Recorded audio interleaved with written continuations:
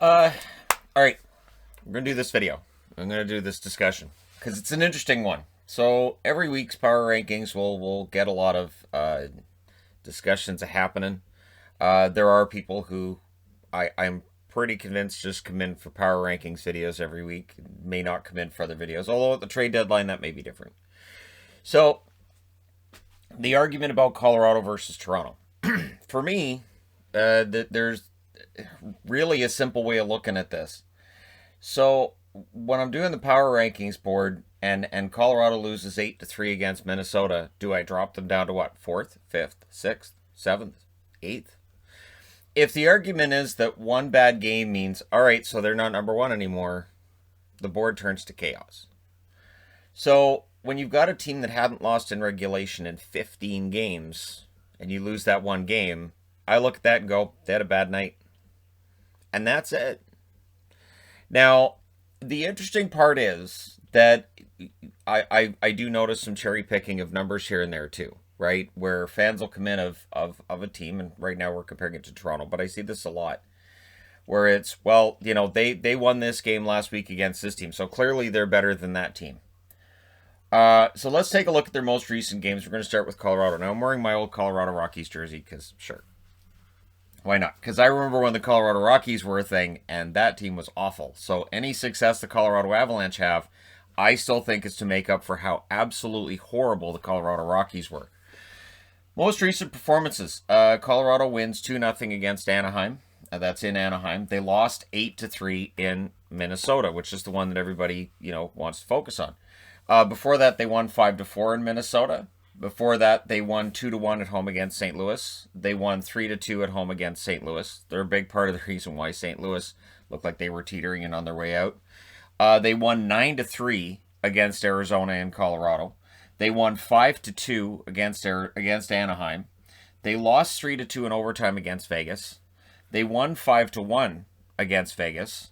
And they lost in a shootout against Arizona 5-4. Keep in mind, shootouts, when I see them, I go, that's cute. And I treat it like it's a tie. So in this case, I would say, you know what? Good on Arizona for getting the shootout. In Colorado's case, probably should have finished that in regulation kind of thing, right? Now on Toronto's side, their last 10. They beat Ottawa 6-5 last night. It got really interesting late. They won 3-2 against Montreal. They won 5-3 in Calgary. They won 4-2 in Calgary. That's over the last week. So they beat a Calgary team twice that have looked awful. They beat Ottawa, a team that's rebuilding. And they beat Montreal, a team that went 1-3 this week and looked not very good last night against the Winnipeg Jets. And then before that, they beat Winnipeg in a shootout in Winnipeg 2-1. Prior to that, they win in Winnipeg 3-1. So those games would have counted for last week's power rankings. And that's the move up that Toronto had last week. Prior to that, they beat Edmonton in overtime, or lost to Edmonton in overtime 3-2. They beat Edmonton in overtime 4-3. They beat Ottawa in overtime 3-2, and they won 2-0 against Calgary. So when you look at the overall numbers for Colorado against Vegas, they're 1-0-1, and they're over their last 10 games.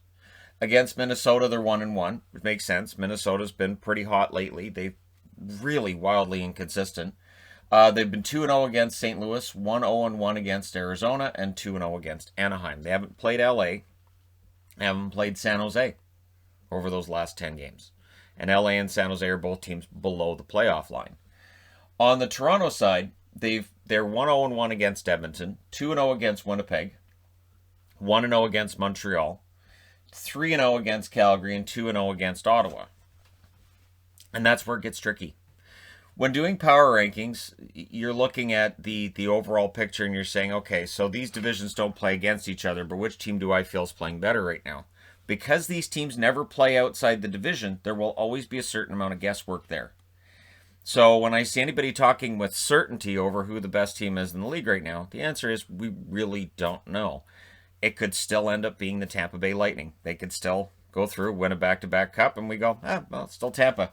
So the overall numbers, it's interesting too, because we'll see. Well, Toronto's number one in the league. Yes, but points percentage, Colorado has a 725 versus Toronto's 720. So again, it's all subjective. So let's look at the lineups. Let's just compare the lineups. The first lines, Landeskog, McKinnon, Rantanen, I argue that's the best line in hockey. When it's going, it's the best line in hockey. You want a line that should be called the perfection line. That one, when it's going, yeah. Then on the Toronto side, you have Galchenyuk, Matthews, and Marner. Yeah, let's go to Squirrely Dan territory. All right, so Galchenyuk, Matthews, and Marner. I love Matthews and Marner. Galchenyuk being on the first line tells you that Toronto has a problem in its top 6 wingers, right? And they're trying to fix that, and they're hoping Galchenyuk's the answer. And he may very well be. But Galchenyuk's a guy who's been cast off from a lot of teams. So that's an issue that Colorado doesn't have. So let's go to the second line. Saad, Kadri, and Burakovsky on one side, Mikheyev, Tavares, and Hyman on the other. Mikheyev is where the weakness is there, comparatively speaking, between the two. Now, Kadri versus Tavares, sure, I will give you that Tavares is a better player than Kadri. No problem at all.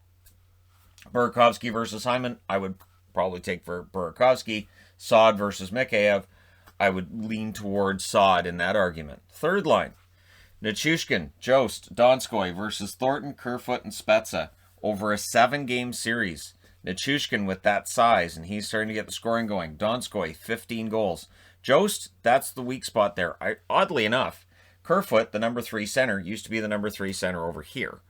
But Thornton and Spezza on the wings, these are guys who, Thornton will be a Hall of Famer. You can make the argument for Spezza as a Hall of Famer. I just don't know over a 7-game series. I think that third line on the Colorado side probably gets the edge. Fourth line, Compher, Belmar, O'Brien versus Barabanov, Engvall, and Simmons. And again, this is the lineups as they are right now. I like the fourth line for the Leafs a little bit better. So I would give the Leafs an edge on the fourth line. Third line, it's close, but I would probably go with Colorado. Second line, I would go with Colorado. First line, I would go with Colorado. Then you get to the blue line.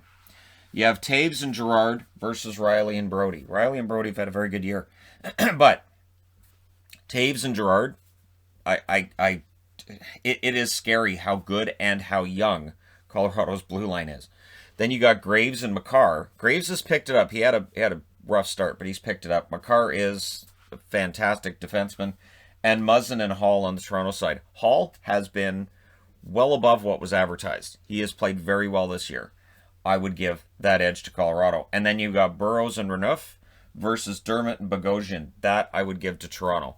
It is that defensive depth with Burrows and Renouf. That's why you trade for Patrick Nemeth. That's why Joe Sakic is likely going to be out there at the deadline looking for another defenseman. Because you're not getting Johnson back. And you need another top 6 defenseman if you're the Colorado Avalanche. Goaltending, Grubauer versus Campbell. I would lean towards Grubauer. And again, I'm just saying lean. It's close. Campbell's been on a nice run. I do worry that last night's game against Ottawa might be the sign that things are maybe starting to return to more of a reality for Campbell. I like Campbell. I liked Campbell a lot in LA. Again, when he went to Toronto, and there's a video right on the channel when Toronto gets him in a trade. Love the trade for Toronto. Love Jack Campbell. He is the backup goaltender that Toronto needed. And right now he's playing like a starter, and he's good. And it's a lot of momentum. But it does feel like a momentum thing. And on Grubauer's side, yes, he was the victim of that 8-3 loss against Minnesota. That game made him look worse than what he's been through most of the rest of the season. I'm not of the mind that Grubauer necessarily should be a Vezina winner this year, as there were some Avs fans suggesting, say, 2 weeks ago. But I don't think they have a problem in goal. Backup position, you got Dubnyk versus Hutchinson. And this is where not having Freddie Anderson, not having Pavel Francouz shows up, right? Dubnyk versus Hutchinson. Honestly, I'm leaning a little bit towards Hutchinson because we've already seen they win games with Hutchinson. We've already seen that if Hutchinson's having a rough night, Toronto can cover for him. Dubnyk, his stats have eroded over the last few years. It's been a tough go. So we need to talk about injuries as well here, because I can't just talk about the lineups and not talk about injuries. So on the Colorado side, you've got Francouz, who's out for the year. It's just too bad because I like Francouz. Hopefully he's ready to go next year.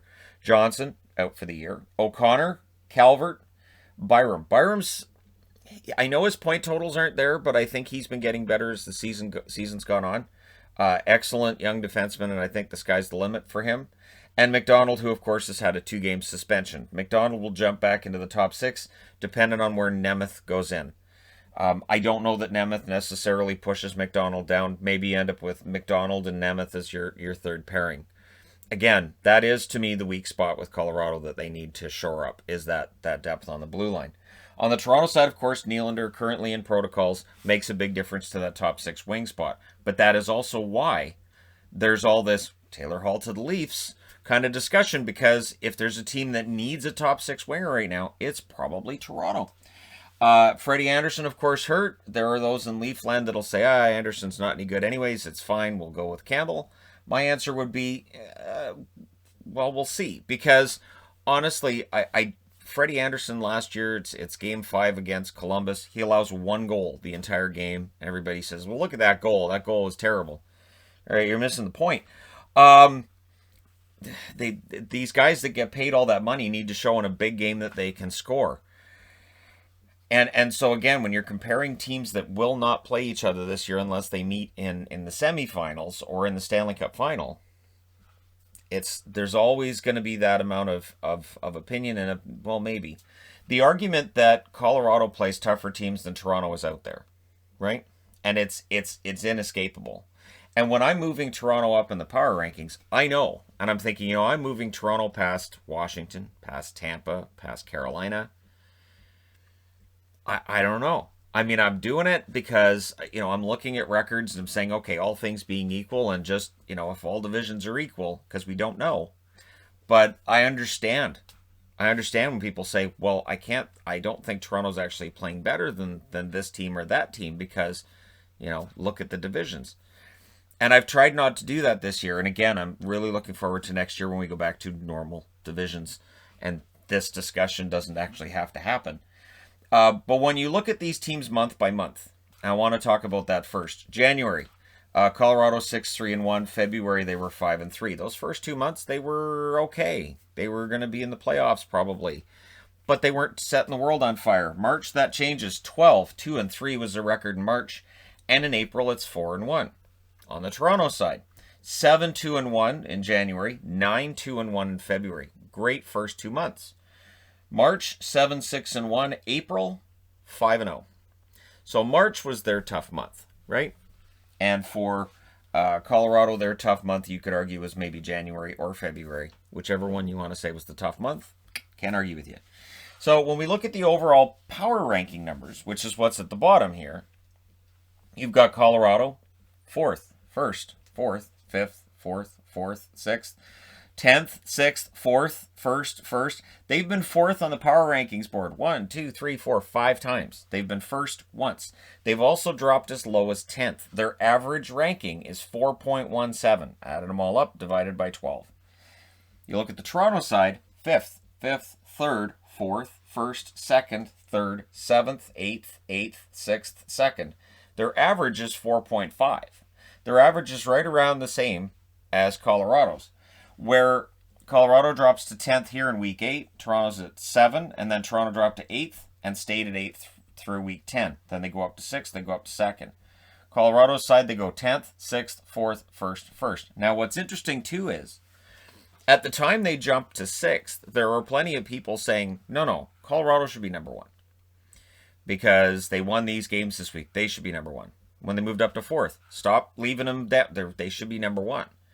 Moving up to 1st should not be easy. Because again, if it's easy to bounce up, it's easy to jump right back down, right? So the Leafs have never been lower than 8th, even though in March they were 7-6-1. So they only won half their games in March. If we're going to make the argument right now that, okay, they're 9-0-1 in their last 10, they belong 1st, then we should also be making the argument that, well, when they're only winning half their games, they should be around 15th. Because that means they're worse than likely, half the league. They've never been lower than 8th. Colorado, even being at 10th, that's the lowest they've been, and they haven't had a month that was statistically in the 7-6-1 range. Again, through January and February, 11-6-1 through January and February. 16-4-2 was the record for Toronto. It's been an incredible run, by the Colorado Avalanche. And so again, that one game against Minnesota where they lose 8-3, it's one game. And, you know, the idea that, well, these are week to week. No, they're in overall. The power rankings are in overall. That's why I update them every night. If it was going to just be a week to week thing, I'd be updating them every Saturday. And I tried that going from week 1 to week 2. That's a nightmare. That's an absolute nightmare to do it that way. Because then you end up with a highly reactionary power rankings. Basically meaning you take the whole board, just take it apart I would take it apart every Sunday. Go, there you go, it's done. And then the following Saturday, just figure it out all brand new and fresh again. And only based on that week's results. Which could be crazy. You could have Ottawa go 4-0 that week, and you go, hey, look, they're number 10 on the power rankings this week. Where's everybody going? What happened? Why'd everybody leave? Hey, look, Detroit went 4-0 this week. They're number 1 on the power rankings. You're going to set what on fire? Why? It's an inexact science. And at the end of the year, I'll take the averages and, you know, I'll do a power ranking of who overall ended up ranking the highest. Toronto and Colorado are likely going to both be in that top 5. And right now, Colorado is barely ahead of Toronto on the numbers. I think the number difference was like 4 over 12 weeks. So, and the funny thing too is, and the one thing that I do like about the power rankings is that during any given season, there will be accusations that I'm too kind to one team, and then at the same time that I'm too mean to one team. Washington stands out. Right now I have Washington in the top 5, and there are those who will say, well, that's too high up. And yet when Washington was outside the top 10 altogether, there were people saying, well, that's way too low. That's not fair. And yeah, it is an interesting setup that we have this year, and at least next year I'll be able to say, well, when Colorado played Toronto, here's what happened. Or when Toronto plays against Colorado's division, when Colorado plays against Toronto's division, and you'll have that comparison, which we don't have this year. But again, when I had initially set up power rankings for this year, it was with the idea of, okay, I'm only going to do divisional power rankings. And basically I thought, where's the fun with that? Because with that, you wouldn't have had this video. All right, there you go. Let me know your thoughts in the comment section below, as always. Don't forget to hit like and subscribe if you're browsing your way through. You just happened upon this video. I don't normally do this kind of thing where, you know, I'll make an explanation video after power rankings, but I thought it was interesting this week. And sure, because this can be extrapolated to any given week, where a team may have a really good record, but they don't necessarily get the position that fans might think that they should. And I don't have any problem with putting it on the board. One thing that I'm always happy about is when I do videos like this, and I never quite know exactly what the board that I make up like this is going to tell me. It usually tells me, yeah, all right, the power rankings boards, yeah, I'm okay with where things are on the power rankings board. Because there are times where a team moves up and I look and I go, why that doesn't... And then I look over the record and I go, yeah, all right, okay, sure. So, yeah, sometimes it surprises me too. Thank you guys so much for watching, for all your support.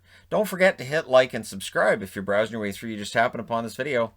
And we're 4 weeks away from this argument being gone. We're 4 weeks away from the playoffs starting, and then we'll find out who really is the best in the NHL.